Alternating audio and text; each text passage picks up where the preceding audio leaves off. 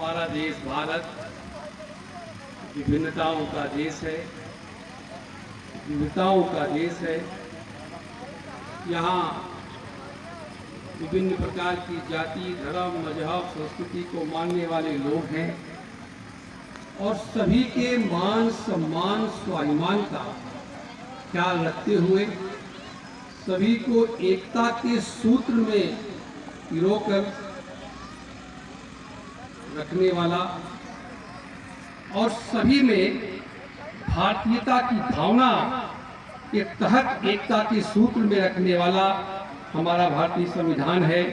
हम उस अपने भारतीय संविधान को नमन करते हैं। साथ ही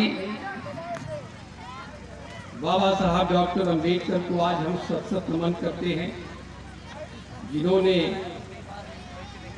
दया, अमृति, करुणा पर आधारित जनतांत्रिक सर्वोच्च संविधान हम सबको दिया है। बाबा साहब डॉक्टर अम्बेडकर को हम नमन करते हैं।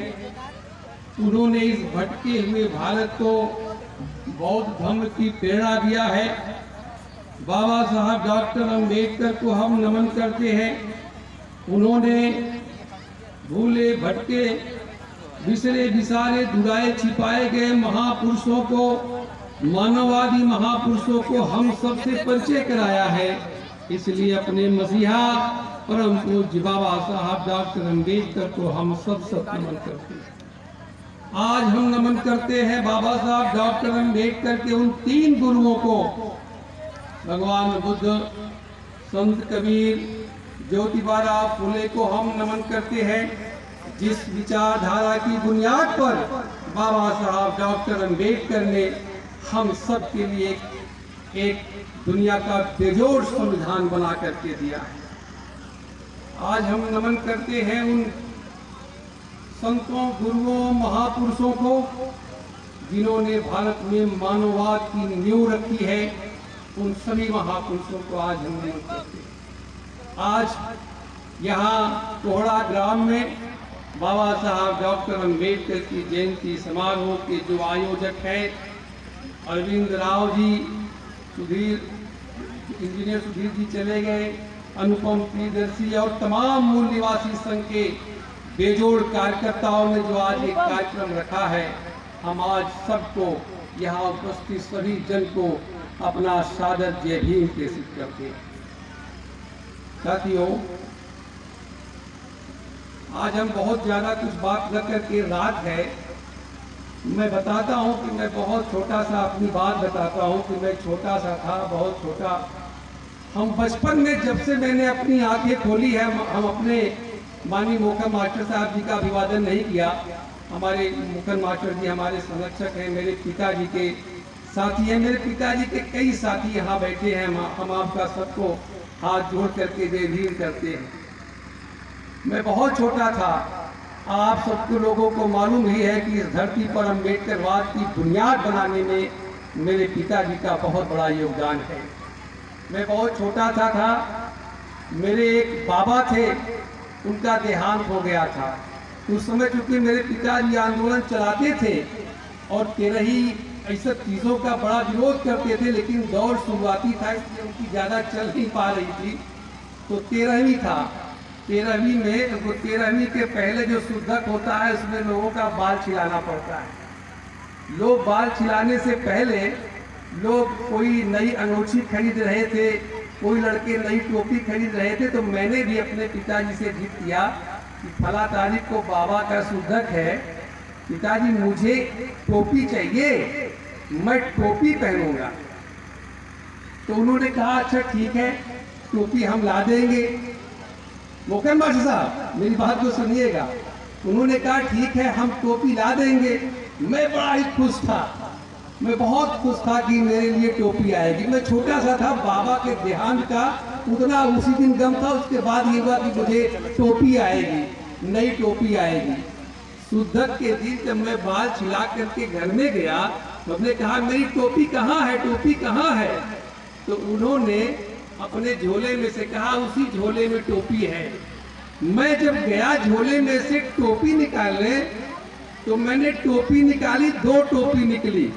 मैं टोपी देख करके मैं भिन्ना गया, ये कैसी टोपी।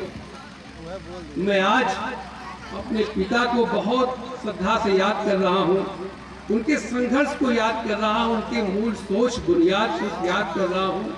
उन्होंने जो 2 टोपी लाई थी मास्टर साहब, वो 2 टोपी आरपीआई की नीली टोपी थी। वो नीली टोपी ऐसी वाली थी, मुझे ऐसी टोपी अच्छी नहीं, मुझे टोपी वो इंग्लिश वाली चाहिए थी जो ऐसी हैट वाली होती थी। हमने सोचा कि ये हैट वाली टोपी क्यों नहीं आए, नीली टोपी लाए थे वो।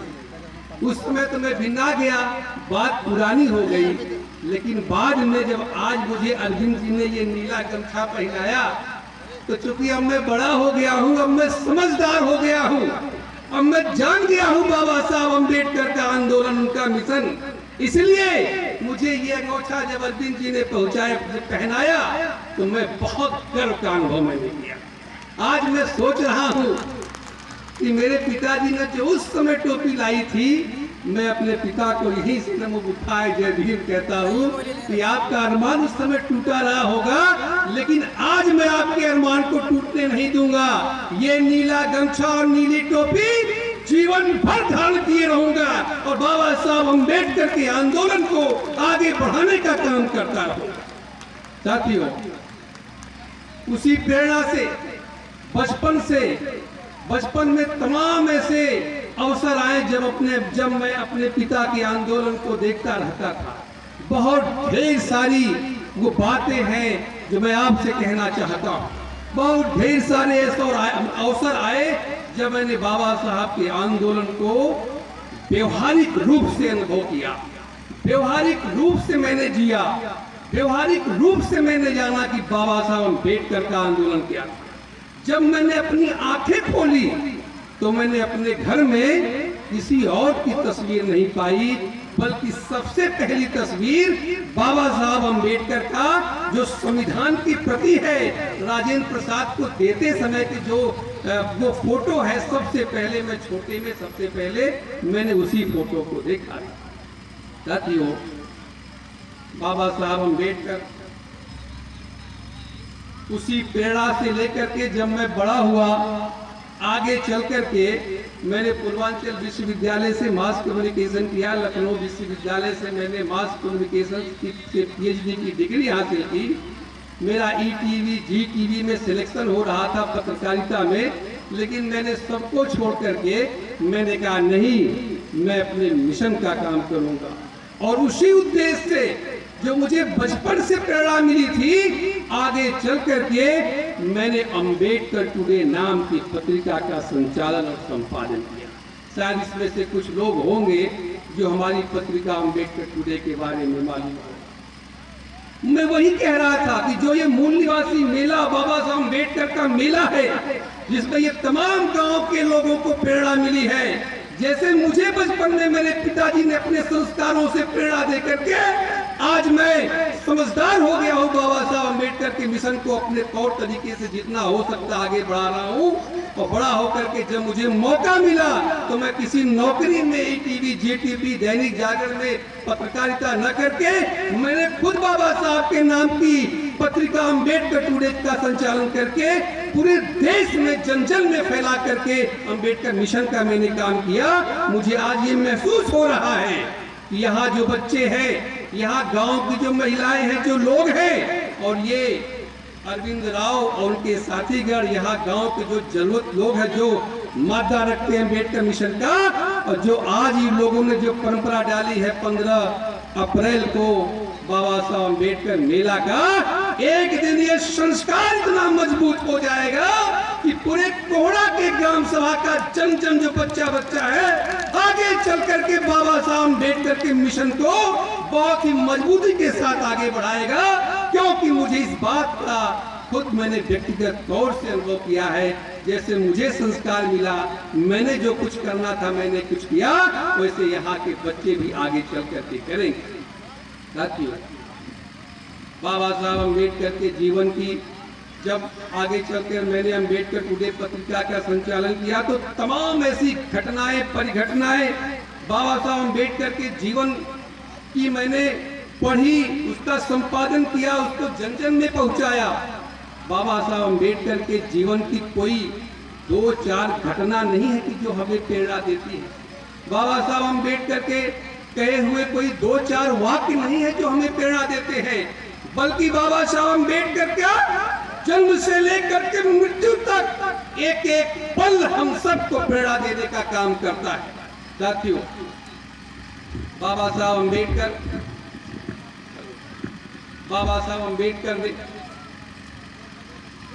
अम्बेडकर के जीवन का एक एक पल हमें प्रेरणा देता है, हमें संस्कार देता है, आगे बढ़ने के लिए मुझे मजबूती प्रदान करता है। बाबा साहब ने बहुत दुख और परेशानी झेल करके हम सबके लिए संविधान दिया। उन्होंने कहा था, मैंने तुम्हारे लिए जो कुछ भी किया है वो बेहद मुसीबतों, अत्यंत दुखों और बेशुमार विरोधियों का मुकाबला करके किया है। मेरा आपसे ये कहना है कि बाबा साहब ने कहा कि तुम्हारा कर्तव्य है कि यह कारवां सदैव आगे ही बढ़ता रहे। अगर यह कारवां आप लोग आगे न बढ़ा सके तो इसे यहीं पर रोक दीजिएगा, पर किसी भी कीमत पर इसे पीछे मत जाने दीजिएगा। मैं अनुभव करता हूँ कि बाबा साहब का कारवां और कहीं लोग भले ढीला छोड़ दे, लेकिन कोहड़ा ग्राम का एक एक बच्चा बाबा साहब अम्बेडकर के कारवां को पीछे नहीं जाने देगा।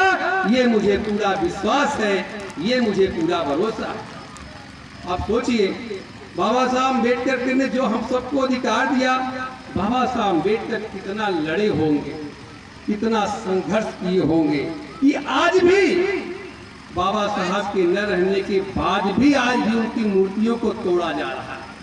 बाबा साहब का परिनिर्वाण हुए करीब लगभग 66 वर्ष हो गया। 66 वर्ष पूर्व बाबा साहब का देहांत हो चुका। बाबा साहब नहीं रहे हमारे बीच में, लेकिन उनका काम, बाबा साहब अम्बेडकर की विचारधारा इस कदर जिंदा है कि आज भी मनुवादी उनकी मूर्तियों को तोड़ने का काम करते हैं। इसका मतलब है कि बाबा साहब हमारे बीच में जिंदा है, विचारधारा के रूप में जिंदा है, इसीलिए मनुवादी उनकी मूर्ति तोड़ने का काम करते हैं। साथियों, मेरा ये कहना है आप सभी लोगों को कि बाबा साहब अम्बेडकर की विचारधारा पर चल करके ही इस गांव का संभोग, इस गांव का एकलव्य सुरक्षित रहेगा। क्योंकि मैंने इसलिए कहा कि इस गांव का संभोग, इस गांव का एकलव्य, क्योंकि आप लोग अम्बेडकर मिशन को जान गए हैं, आप लोग मेला में शिरकत किए हैं, आपके मन में बाबा साहब के आंदोलन का, दुख का, दर्द का एहसास है। इसलिए आप इस गांव में तमाम बच्चे ऐसे हैं जो किसी संभोग से कम नहीं, तमाम ऐसे बच्चे हैं जो एकलव्य की भूमिका अदा कर रहे हैं। बाबा साहब अम्बेडकर की विचारधारा पर चल करके ही इस गांव का संभोग सुरक्षित रह सकता है। साथियों, आपसे मैं एक बात कहना चाहता हूं कि बताइए, अयोध्या में मंदिर बन रहा है, मास्टर साहब, अयोध्या में मंदिर बन रहा है, भव्य मंदिर बन रहा है, और उस भव्य मंदिर में भव्य मूर्ति की भी स्थापना होगी। और हो सकता है भाई, बहुत बड़े प्रभु की जो है मंदिर बन रहा, हो सकता है सोने की मूर्ति बना दे, हो सकता है हीरे जवाहरात की मूर्ति बना दे, लेकिन जब मूर्ति बन जाएगी तो उस मूर्ति में प्राण की प्रतिष्ठा स्थापित करेंगे, क्योंकि बिना प्राण की प्रतिष्ठा स्थापित करे उस मूर्ति का कोई मतलब नहीं। और जब मूर्ति में प्राण की प्रतिष्ठा हो जाएगी तो प्रभु में प्राण आ जाएगा, और जब प्रभु में प्राण आ जाएगा तो राम राज्य आ जाएगा, और जब राम राज्य आ जाएगा तो यह भी हो सकता है कि प्रभु कभी टहलते हुए कोहड़े में आ जाए। जब राम राज्य आ जाएगा, प्रभु में प्राण आ जाएगा, हो सकता है कभी प्रभु टहलते टहलते आ जाए कोहड़े में। और मैं तो चाहता हूं कि आज प्रभु आ जाए कोहड़े में, क्योंकि कोहड़ा का एक एक बच्चा, एक एक नागरिक अम्बेडकरवादी मिशन का हो चुका है। यहाँ कितना कैडर चलता है, ये अरविंद राव जैसा लड़का घूम घूम करके मैं फेसबुक पर जो है देखता रहता हूँ बराबर। जितना काम कोहड़े में होता है उतना जौनपुर में किसी गांव में नहीं होता होगा। यहाँ एक एक बच्चा अम्बेडकरवादी मिशन में सना हुआ है। और यहाँ कोई भी आ जाए, यहाँ कोई भी आ जाए, यहाँ अम्बेडकरवादी मिशन चलता है। इसलिए मेरा ये कहना है कि यहाँ अम्बेडकरवादी मिशन चलता है। यहाँ मेरा ये कहना है, कोई माई का लाल आ जाए इस धरती पर मोहरे में, इस गांव के किसी संबूक का बाल भी बांका नहीं कर सकता, क्योंकि वो अम्बेडकर मिशन जान गया। वो अम्बेडकर मिशन जान गया। साथियों, बाबा साहब अम्बेडकर ने अन्याय, अत्याचार, शोषण, उत्पीड़न, जुल्म और जाति के खिलाफ लड़ने के लिए हमें भारत का संविधान दिया और समाज निर्माण के लिए समता, न्याय, बंधुत्व, दया, मैत्री, करुणा पर आधारित समाज निर्माण करने के लिए हम सबको भगवान बुद्ध का रास्ता बताया। इसलिए हम सबको भारत के संविधान को जानना पड़ेगा, समझना पड़ेगा। संविधान से ही समाधान है। जो लोग, कुछ लोग कहते हैं, संविधान पर उंगली उठाते हैं, बाबा साहब अम्बेडकर के बनाए संविधान पर वो इसलिए उंगली उठाते हैं क्योंकि जब उन्हें बाबा साहब ही वो बर्दाश्त नहीं है, 66 वर्ष मृत्यु होने के बाद बाबा साहब की मूर्ति को तोड़ने का काम करते हैं, तो बाबा साहब के बनाए हुए संविधान को कैसे बचा सकते। इसलिए मेरा कहना, बाबा साहब ने तभी पहले ही कह दिया था, तो जानते थे कि हमारे बनाए संविधान का कुछ लोग विरोध करेंगे, इसलिए उन्होंने हम सब लोगों को संदेश दे दिया था, सबको बता दिया था कि मैं महसूस करता हूं कि हमारा भारतीय संविधान लचीला है, व्यवहारिक है। इसमें युद्ध काल और शांति काल दोनों ही परिस्थितियों में देश की एकता बनाए रखने का सामर्थ्य है। अगर किसी भी परिस्थिति में देश की स्थिति खराब होती है तो इसका मतलब यह नहीं होगा कि हमारा संविधान बुरा है, वरन हमें यह कहना होगा कि इस देश को चलाने वाले लोग ही बुरे। इसलिए हमारे लोगों को यह संदेश होना चाहिए, जो लोग कहते हैं कि भारत का संविधान ठीक नहीं है, इसमें संशोधन होना चाहिए, तो उनकी तरफ उंगली का इशारा करके कहना कि तुम ही नालायक हो, तुम ही बुरे हो, क्योंकि हमारा संविधान बुरा नहीं। साथियों, बाबा साहब अम्बेडकर ने, कुछ लोग ये भी कहते हैं कि भारत का संविधान नकल किया हुआ है, उनकी गहरी साजिश को समझना। कुछ लोग कहते हैं भारत का संविधान नकल है। मैं कहता हूँ यहाँ मोहन मास्टर साहब जी हमारे आदर्श हैं, हम सबके आदर्श हैं। अगर इनकी कोई नकल करके बहुत बड़ा डॉक्टर अम्बेडकर महाविद्यालय बना दे और समाज का भला हो जाए, तो क्या इसको नकल कहेंगे? नकल नहीं कहेंगे।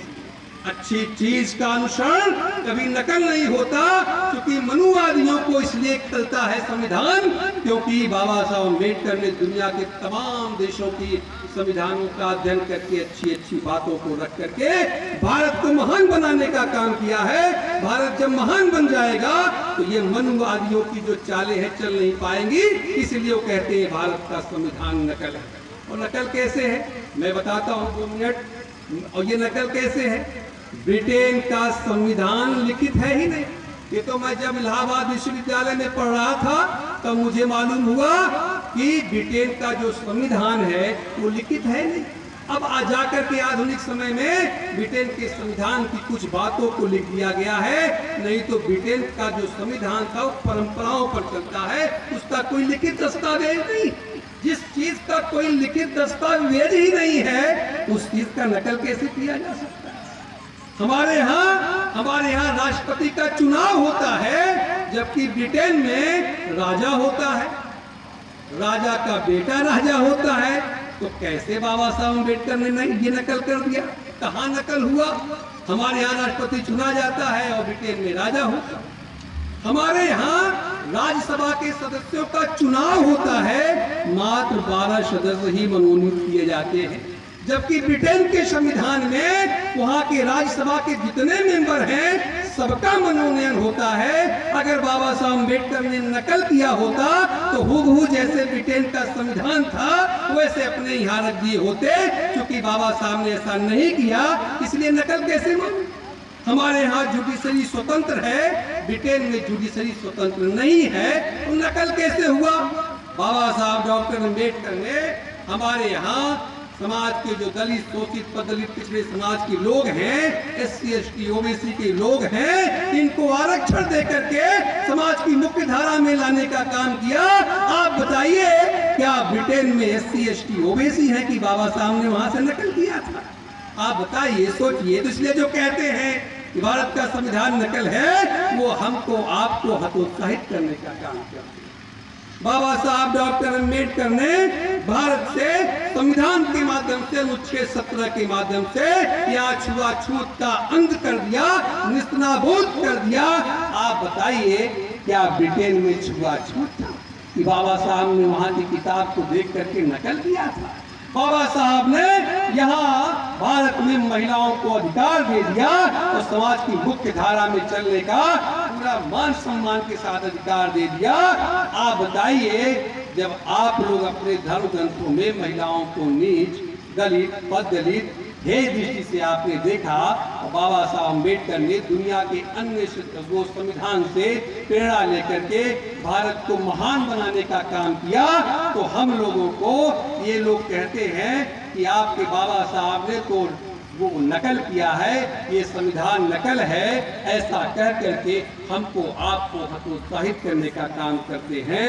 हमको आपको हतोत्साहित नहीं होना है। इसलिए मैं आपसे कह देना चाहता हूँ कि मनुवादियों की साजिश में कभी मत पड़िएगा, बल्कि इस बात को आप जानिएगा कि बाबा साहब अम्बेडकर जब संविधान सभा की प्रारूप समिति के अध्यक्ष थे, तो उस समय संविधान की प्रारूप समिति के 6 मेंबर और थे।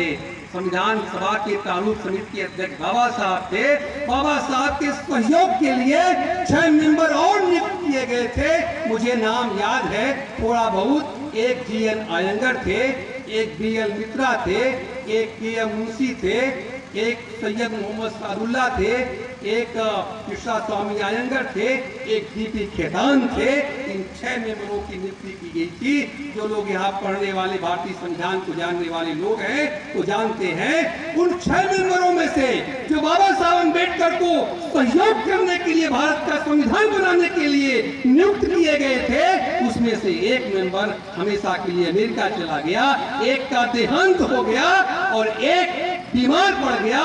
एक ने संविधान बनाने में रुचि नहीं ली, एक ने थोड़ा बहुत कभी कभी मीटिंग में आ जाया करता था। ये संविधान के इतिहास की किताब में लिखा हुआ है कि बाबा साहब को अकेले अपने दम पर पूरे संविधान को लिखना पड़ा, बनाना पड़ा। इसीलिए सबको कहना पड़ा कि father of the constitution doctor Ambedkar, Baba Saheb Ambedkar संविधान का जनक है, क्योंकि बाबा साहब अम्बेडकर को संविधान बनाने में किसी ने सहयोग नहीं किया। अकेले बाबा साहब अम्बेडकर ने भारत का संविधान बना दिया, पूरी दुनिया का बेजोड़ संविधान बना दिया, जिसका कोई मुकाबला नहीं। साथियों, मैं आपसे ये कहना चाहता हूँ, आपको बाबा साहब अम्बेडकर के जीवन का एक एक पल, ये तो संवैधानिक पहलू था उनके जीवन का एक एक पल बहुत प्रेरणादायी है। कहीं नहीं भटकने की जरूरत है। कंफ्यूज हो जाएंगे तो कुत्ते की मौत मारे जाएंगे। कभी कंफ्यूज मत होना, मनुवादियों की साजिश में कभी शिकार मत बनना। बाबा साहब अम्बेडकर जब भी कंफ्यूज होइएगा तो केवल और केवल एक रास्ता है, वो रास्ता है बाबा साहब अम्बेडकर की जीवनी पढ़ लीजिएगा।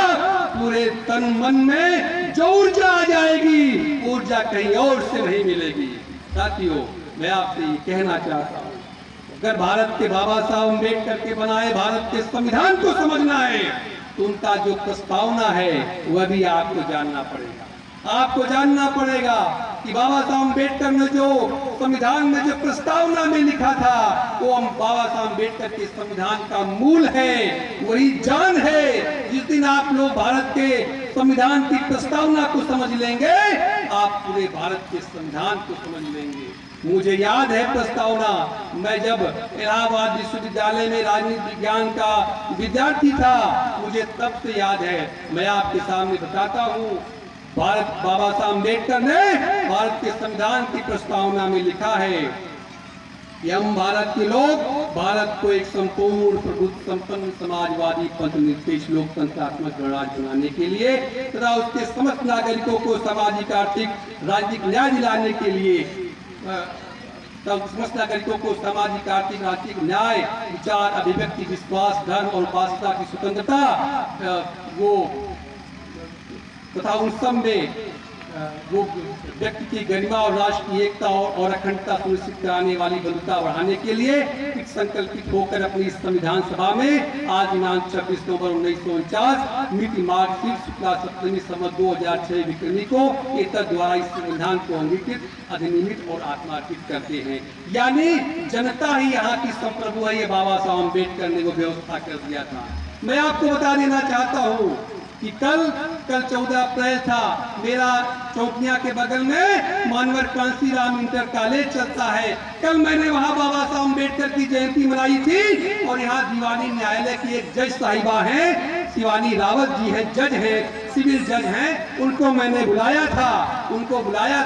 वहाँ महिलाएं थी, बच्चे थे, बच्चियां थी, सबके बीच में मैंने उनसे कहा था कि मैडम आप महिला हैं, महिला होने के साथ ही साथ आप जज हैं, ये देन किसी और की नहीं, ये भारत के संविधान की देन है, बाबा साहब अम्बेडकर की देन है। मैंने उनसे कहा था कि आपके हाथ में कितनी ताकत है, आपको अंदाजा है।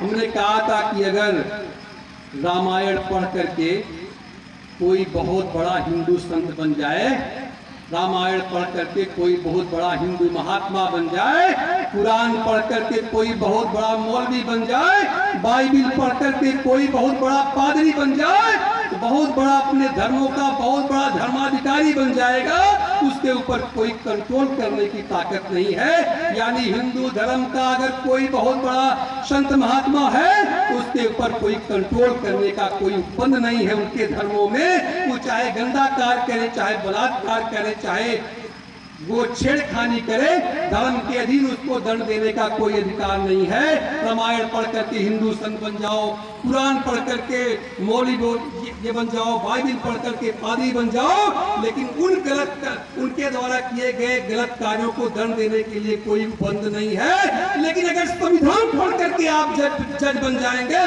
तो इन पादरियों को, इन संतों को दंड देने का आपको अधिकार हो जाएगा।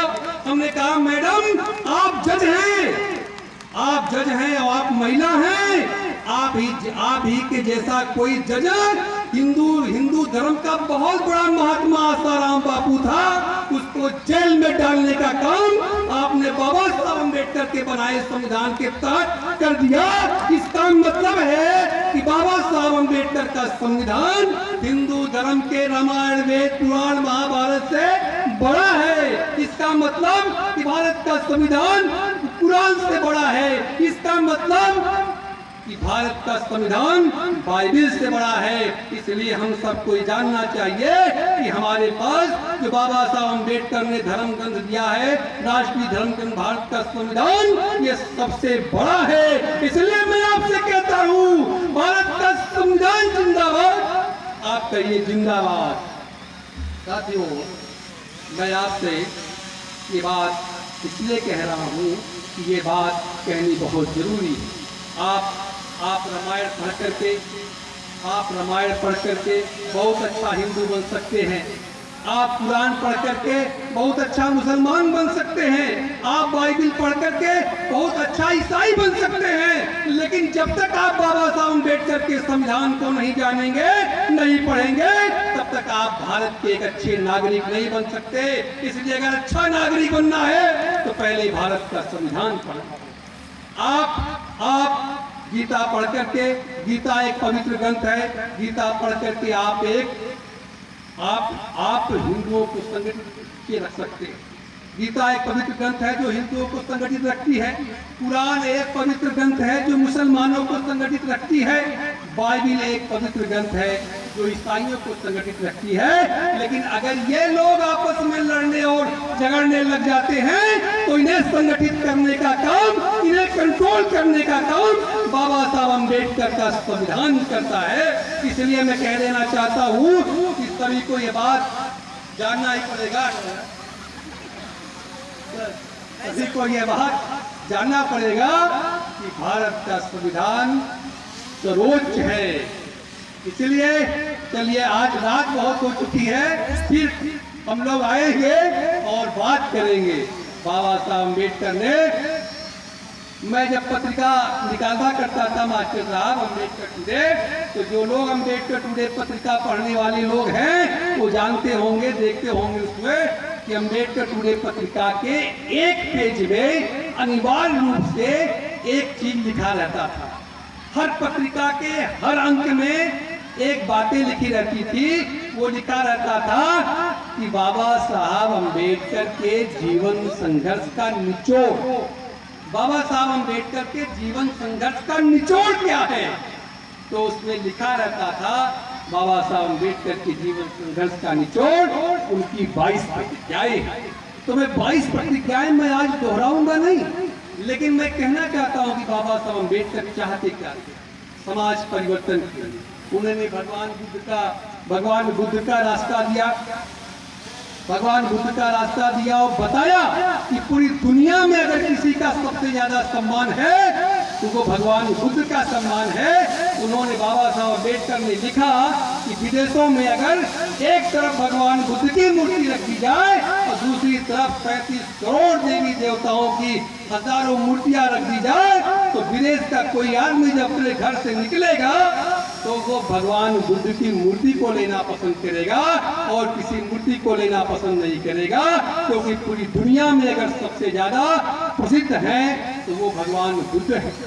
मैं ये कह देना चाहता हूँ कि बाबा साहब अम्बेडकर ने जो हम सबको रास्ता दिखाया, वो रास्ता हम सबके जीवन के उत्थान का रास्ता है। मैं आपसे कहना चाहता हूँ कि दुनिया का जब भी कोई राष्ट्राध्यक्ष आता है भारत की धरती पर, तो यहाँ का कोई मुख्यमंत्री हो, यहाँ का कोई प्रधानमंत्री हो, आपने देखा होगा टीवी में, अखबार में